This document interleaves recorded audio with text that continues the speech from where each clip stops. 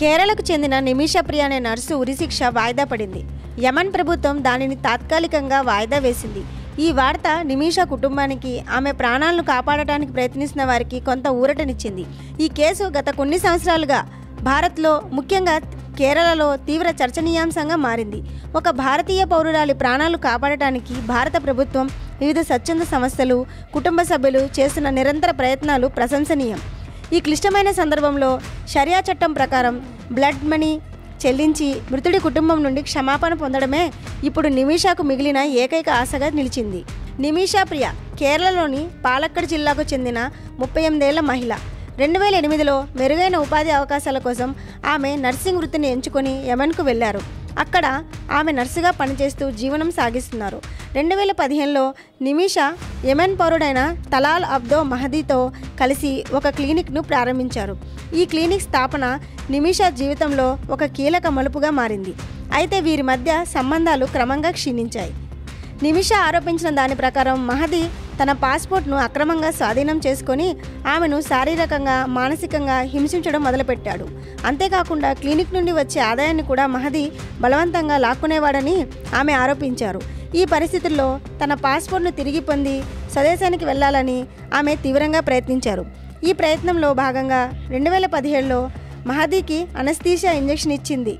ఆమె ఉద్దేశం అతన్ని అపస్మారక స్థితిలోకి నెట్టి తన పాస్పోర్ట్ను తిరిగి తీసుకోవడం. కానీ దురదృష్టవశాత్తు ఇంజెక్షన్ అధిక మోతాదు కావడంతో తలాల్ అబ్దో మహదీ మరణించాడు. మహదీ మరణం తర్వాత నిమిషా ప్రియ, ఆమె సహచరుడు హనాన్ కలిసి మృతదేహాన్ని ముక్కలుగా కోసి వాటిని నీటి ట్యాంకులో విసిరేశారు.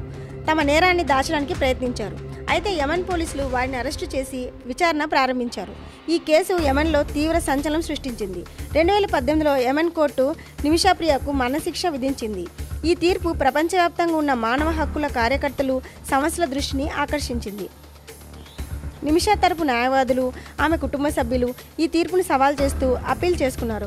కానీ 2023లో యమన్ సుప్రీంకోర్టు దిగువ కోర్టు ఇచ్చిన మరణశిక్ష తీర్పును సమర్థించింది. ఇది ఆమె కుటుంబానికి ఒక పెద్ద ఎదురుదెబ్బ. ఈ తీర్పును యమన్ అత్యున్నత న్యాయస్థానం సమర్థించిన తర్వాత తుది నిర్ణయం యమన్ అధ్యక్షుడు రషద్ అల్ అల్మీ చేతుల్లోకి వెళ్ళింది. దురదృష్టవశాత్తు అధ్యక్షుడు కూడా ఈ శిక్షను ఆమోదించారు. ఈ ఆమోదం జూలై 16న ఉరిశిక్ష అమలుకు మార్గం సుగమం చేసింది. యమన్లో న్యాయ వ్యవస్థ ఇస్లామిక్ షరియా చట్టంపై ఆధారపడి ఉంటుంది. ఈ చట్టం ప్రకారం ఖిసాస్ అంటే ప్రతీకారం, లేదా దియా అంటే రక్తధనం, బ్లడ్ మనీ అనే 2 నిబంధనలు ఉన్నాయి. ఖిసాస్ అంటే నేరం చేసిన వ్యక్తికి అదేవిధంగా శిక్ష విధించడం, అంటే కంటికి కన్ను, పంటికి పన్ను లాంటివి.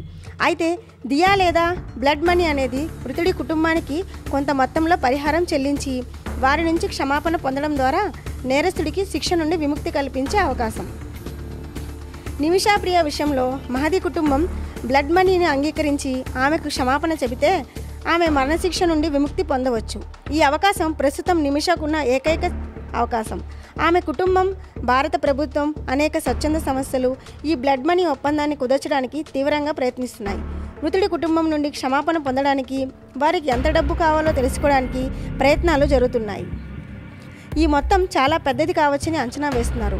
ఎందుకంటే యమన్లో ఇటువంటి కేసుల్లో కొన్ని మిలియన్ల డాలర్లు డిమాండ్ చేయబడిన సందర్భాలు ఉన్నాయి. నిమిషా ప్రియను ఉరిశిక్ష నుండి కాపాడటానికి భారత ప్రభుత్వం దౌత్య మార్గాల ద్వారా తీవ్రంగా ప్రయత్నిస్తుంది. అయితే యమన్లో ప్రస్తుత రాజకీయ, సామాజిక పరిస్థితులు చాలా సంక్లిష్టంగా ఉన్నాయి. యమన్ సుదీర్ఘ అంతర్యుద్ధంలో చిక్కుకుంది. అక్కడ కేంద్ర ప్రభుత్వం బలహీనంగా ఉంది. వివిధ తెగలు, మిలిటెంట్ గ్రూపుల ప్రభావం ఎక్కువగా ఉంటుంది. జూలై 14న నిమిషా మరణశిక్షను నిలిపివేయాలని కోరుతూ సుప్రీంకోర్టులో విచారణ జరిగింది. ఈ సందర్భంగా attorney general R Venkataramani, justice Vikramnath, justice Sandeep Mehta bench ముందు మాట్లాడుతూ ఈ కేసులో భారత ప్రభుత్వం చేయగలిగిందంతా చేసింది, కానీ కొన్ని పరిమితులు ఉన్నాయని స్పష్టం చేశారు. యెమెన్లో ప్రపంచంలోని ఇతర దేశాల మాదిరిగా లేదు. బ్లడ్ మనీ అనేది పూర్తిగా ప్రైవేట్ ఒప్పందం అని ఆయన అన్నారు. భారత ప్రభుత్వం అధికారికంగా యెమెన్ ప్రభుత్వంతో సంప్రదింపులు జరుపుతున్నప్పటికీ నేరుగా బ్లడ్ మనీ చర్చల్లో పాల్గొనడం అంత సులభం కాదు. అటార్నీ జనరల్ ఇంకా మాట్లాడుతూ, భారత ప్రభుత్వం పరిధిలోకి వెళ్ళగలిగినంత దూరం మేము వెళ్ళాము.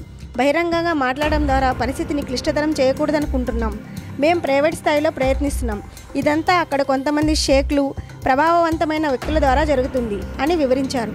అంటే ప్రభుత్వం దౌత్యపరంగా తెర వెనుక నుంచి ప్రభావవంతమైన వ్యక్తులను ఉపయోగించి మృతుడి కుటుంబంతో చర్చలు జరుపుతున్నట్లు తెలుస్తుంది. ఉరిశిక్షను కొంతకాలం వాయిదా వేయవచ్చని తమకు అనధికారిక సమాచారం అందిందని, అయితే అది ఖచ్చితంగా జరుగుతుందో లేదో తెలియదని వెంకటరమణి పేర్కొన్నారు. ఈ వాయిదా వార్త కొంత ఆశను రేకెత్తించింది. నిమిషాప్రియ తల్లి ప్రేమకుమారి తన కుమార్తె ప్రాణాలను కాపాడటానికి అవిశ్రాంతంగా కృషి చేస్తున్నారు. ఆమె యెమెన్ రాజధాని సనాకు వెళ్లి మహదీ కుటుంబంతో నేరుగా సంప్రదించి బ్లడ్ మనీ ఒప్పందాన్ని కుదుర్చుకోవడానికి ప్రయత్నిస్తున్నారు. ఇది అత్యంత క్లిష్టమైన భావోద్వేగమైన ప్రక్రియ. ఎందుకంటే మృతుడి కుటుంబం తన ప్రియమైన వ్యక్తిని కోల్పోయిన బాధలో ఉంది. వారిని క్షమాపణకు ఒప్పించడం అంత సులువు కాదు.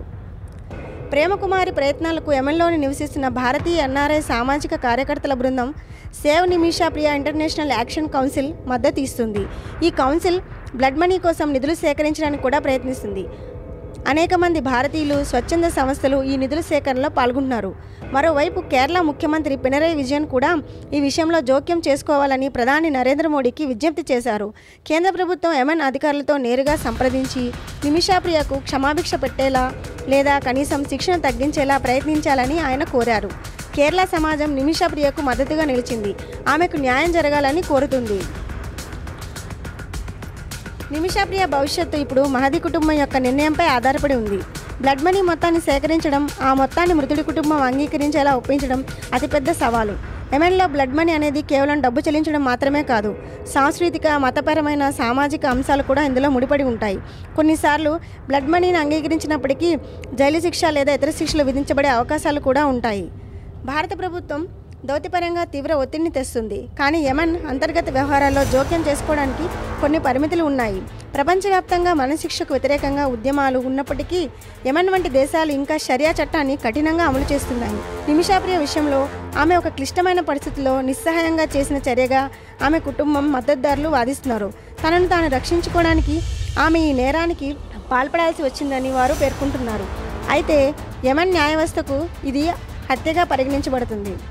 మరణశిక్ష వాయిదా పడినప్పటికీ ఇది కేవలం తాత్కాలిక ఊరట మాత్రమే. బ్లడ్ మనీ ఒప్పందం విజయవంతంగా పూర్తయితేనే నిమిషాకు సంపూర్ణ విముక్తి లభిస్తుంది.